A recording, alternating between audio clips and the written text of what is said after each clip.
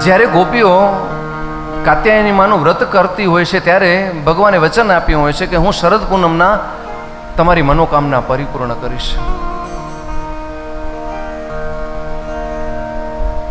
શરદ પૂનમની રાત્રિ આવી છે.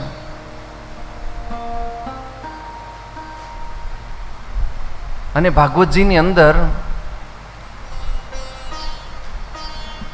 મહારાસના 5 અધ્યાય છે, જેને રાસ પંચાધ્યાયી કહેવાય છે. અને સંતોએ એ 5 અધ્યાયને ભાગવતજીના પ્રાણ કહ્યા છે. જેમ આપણા શરીરની અંદર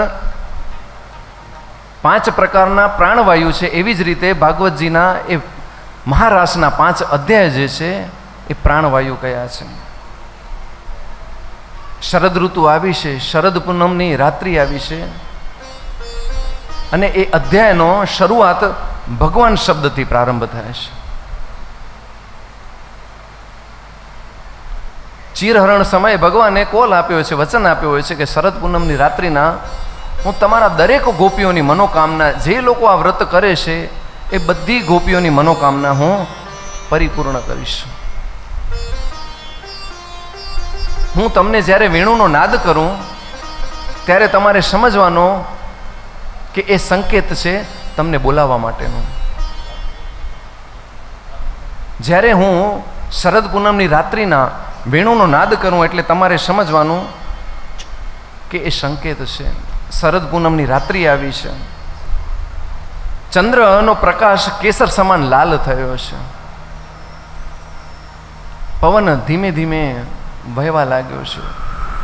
એક દિવ્ય સુગંધ એ શરદ પૂનમની રાત્રિની અંદર, અને ભગવાને ત્યારે વેણુનો નાદ કર્યો છે.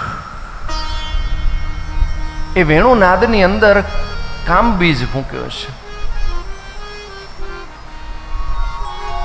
ભગવાને વેણુનો નાદ કર્યો છે. એ નાદ ફક્ત ગોપીઓને સંભળાય છે.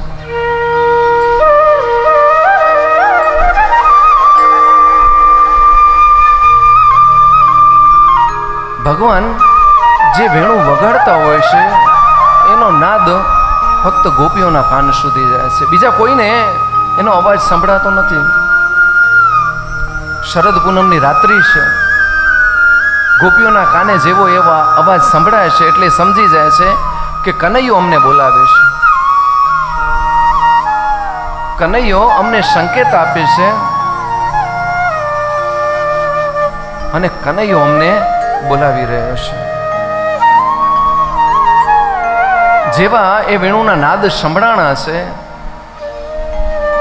એટલે ગોપીઓ શુદ્ધ બુદ્ધ ભૂલી ગઈ છે. એક ગોપી પોતાના ઘરની અંદર દૂધ ગરમ કરતી હોય છે, એ છોડી અને જ્યાં વેણુનો નાદ થતો હોય છે ત્યાં ચાલવા લાગી ગઈ છે. હવે જે ગોપીને વેણુનો નાદ સંભળાય છે એને એમ છે કે કનૈયો ફક્ત મને જ બોલાવે છે. પણ એ વેણુનો નાદ દરેક ગોપીના કાન સુધી પહોંચ્યો છે. એક ગોપી પોતાના પતિદેવને ભોજન પીરસી રહી હોય છે. ભોજન પીરસવાનું છોડી અને એના કાને વેણુનો નાદ સંભળાણો છે. એ વેણુના નાદ તરફ ચાલી નીકળી છે.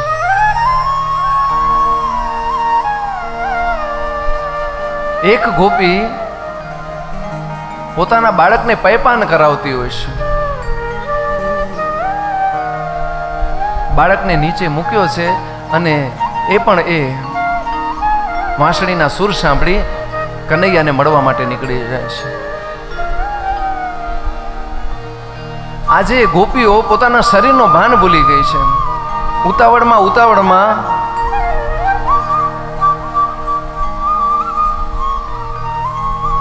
કંકુનો ચાંદલો કપાળ ઉપર કરવાનો હોય છે, એ આંખમાં આંજી દે છે અને આંખનો આંજણ એ કપાળ ઉપર તિલક કરી લે છે.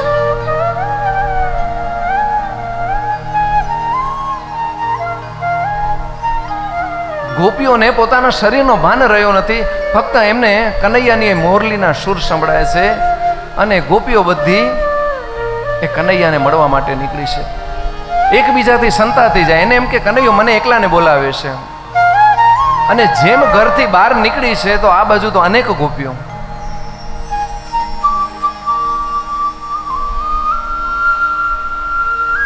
રાધાજીને એ કનૈયાના મુરલીના સુર સંભળાણા છે.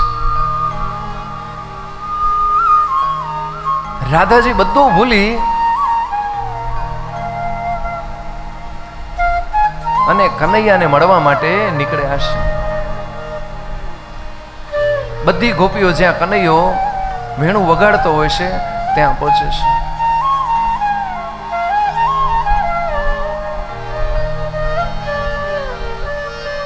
થોડી વારમાં એક પછી એક બધી ગોપીઓ ત્યાં આવી ગઈ છે. કોઈ કે પોતાનો ઘર છોડ્યો છે, કોઈ કે પોતાના બાળકને છોડ્યો છે, કોઈ કે પોતાના પતિદેવને, કોઈ કે સાસુ સસરાની સેવા કરતી હોય છે એ છોડીને આવી જાય છે. સંસારની બધી ચિંતાઓ છોડી પોતાના શરીરનો ભાન ભૂલી કનૈયાને મળવા માટે આવી છે.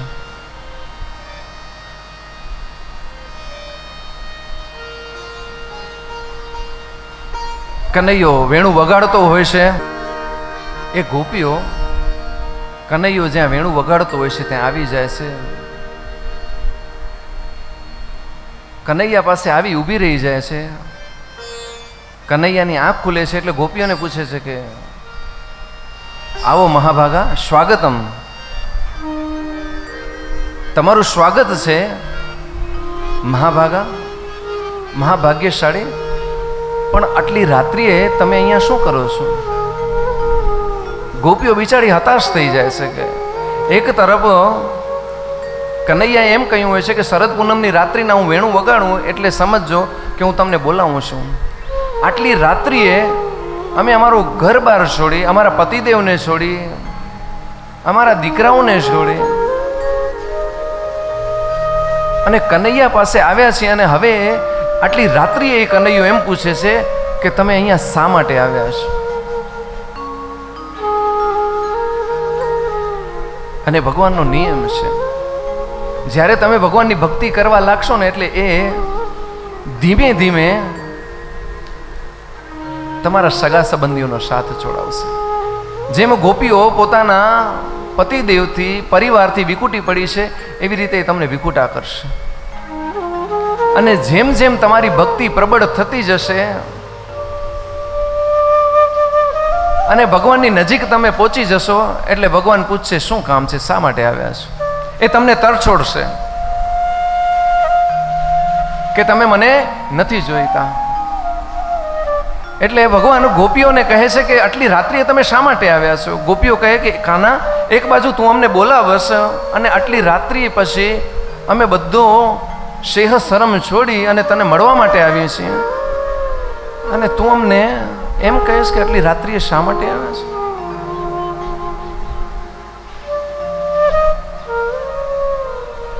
કાના, આટલો કઠોર ન બન.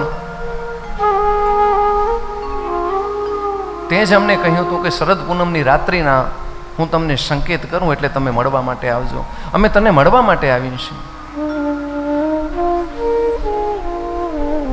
ગોપીઓ રડવા લાગે છે કે કાના, આટલો કઠોર તું ક્યારથી થઈ ગયો?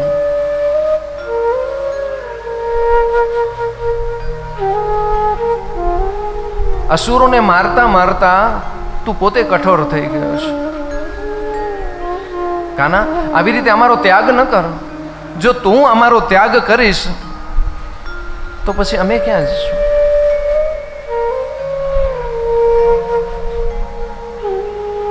જો તું અમારો ત્યાગ કરીશ તો કાના અમે ક્યાં ના નહીં રહીએ? ત્યારે ભગવાન કહે છે કે ગોપીઓ, હું તો વિનોદ કરતો હતો, મજાક કરતો હતો. એટલે ગોપીઓ પાછી પ્રસન્ન થાય છે, ખુશ થઈ જાય છે. કનૈયો કહે કે તમારા મનની ઈચ્છા હતી ને કે હું તમારા સાથે રાસ રમું. આજે શરદ પૂનમની રાત્રિ છે, હું તમારા સાથે રાસ રમીશ. એટલે ગોપીઓ ખુશ થઈ જાય છે અને મનમાં વિચાર કરે છે કે આ સંસારની અંદર અમારા જેવો ભાગ્યશાળી કોઈ નથી કે ભગવાને સ્વયં અમારા સાથે આજે રાસ રમવાના છે. એક ક્ષણ માટે એ ગોપીઓના મનમાં અભિમાન આવી જાય છે અને જ્યાં આવે અભિમાન ત્યાંથી નીકળી જાય ભગવાન. જેવો ગોપીના મનની અંદર અભિમાન આવ્યો છે એટલે ભગવાન અંતર્ધ્યાન થઈ ગયા છે. ભગવાન ગોપીઓને દેખાતા બંધ થઈ ગયા છે એટલે ગોપીઓ રડવા લાગી છે કે ભગવાન હમણાં તો અહીંયા હતા અને ક્યાં જતા રહ્યા.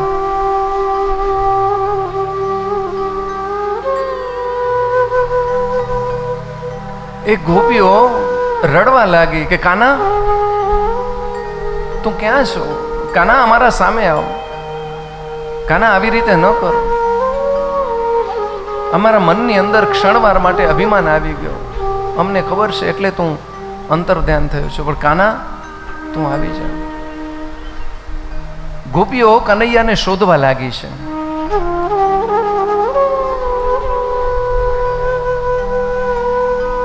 એટલે એક ગોપીને ભગવાનના ચરણના ચિહ્નો દેખાય છે. એટલે બીજી ગોપીઓને કહે છે કે ભગવાન આ દિશામાં ગયા છે.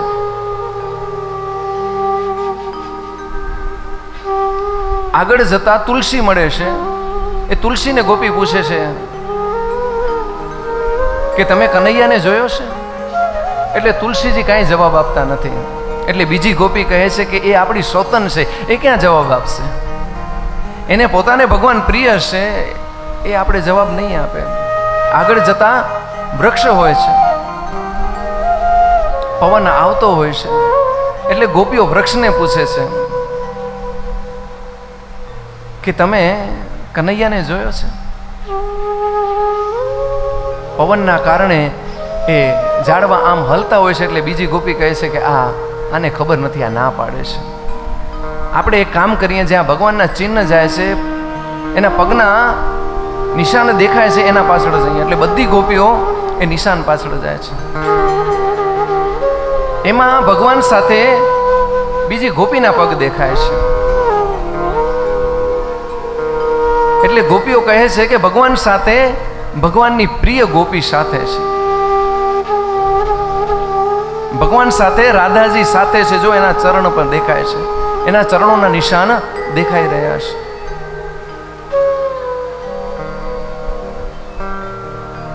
આગળ જતા એ ગોપીના ચરણ ચિહ્ન દેખાવાનો બંધ થયા છે, પગના નિશાન દેખાવાનો બંધ થયા છે. એટલે બીજી ગોપી કહે છે કે હવે એ ગોપી થાકી ગઈ છે, રાધાજી થાકી ગયા છે, એટલે ભગવાને પોતાના ખભા ઉપર બેસાડ્યા છે. એટલે ગોપી કહે છે કે રાધા કેટલી ભાગ્યશાળી છે કે ભગવાને પોતાના ખભા ઉપર એને બેસાડી છે. થોડા આગળ જતા એક વૃક્ષ આવે છે, ત્યાં ભગવાનના ચરણના ચિહ્ન દેખાવાનો બંધ થઈ જાય છે. એટલે ગોપીઓ હતાશ થઈ ત્યાં બેસી જાય છે. ગોપીઓ એટલી ગાંડી થઈ ગઈ છે ભગવાનના વિરહમાં, અને એકબીજાને કહેવા લાગે છે કે હવે ભગવાન મળશે નહીં આપણે. ગોપીઓ ભગવાનના વિરહમાં એટલી ગાંડી થઈ છે કે એક ગોપી નાનો કનૈયો બને છે અને માખણ ચોરીનો એ અભિનય કરવા લાગે છે. એક ગોપી ગોવાળીઓ બની છે અને ગાયો ચરાવતો હોય કનૈયો એવો અભિનય કરવા લાગી છે. એક ગોપી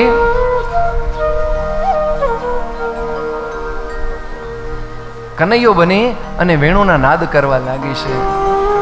પોતાના હાથથી વેણુ બનાવી છે અને વેણુ વગાડવાનો અભિનય કરે છે. એ ગોપીઓ કૃષ્ણમય બની ગઈ છે.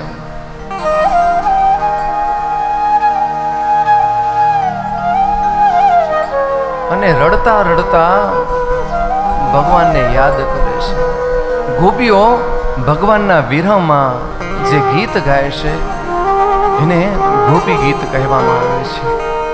એ ગોપીઓ ભગવાનને કહે છે કે પ્રભુ, જ્યારથી તમે અહીંયા વ્રજની અંદર જન્મ લીધો છે ત્યારથી વ્રજની મહિમા વૈકુંઠથી પણ વધી ગઈ છે. અમે તમારા પાસે આવ્યા છીએ, અમારો ત્યાગ ન કરો. અને જો અમારો ત્યાગ જ કરવો હતો તો પછી આટલા બધા અસુરોથી અમને બચાવ્યો શા માટે? દાવાનળથી અમને બચાવ્યો શા માટે? કાલિય નાગના ઝેરથી તમે અમને બચાવ્યો શા માટે? તમે જો અમને દર્શન નહીં આપો તો અમે તમારા વિરહમાં અમારા પ્રાણ નીકળી જશે.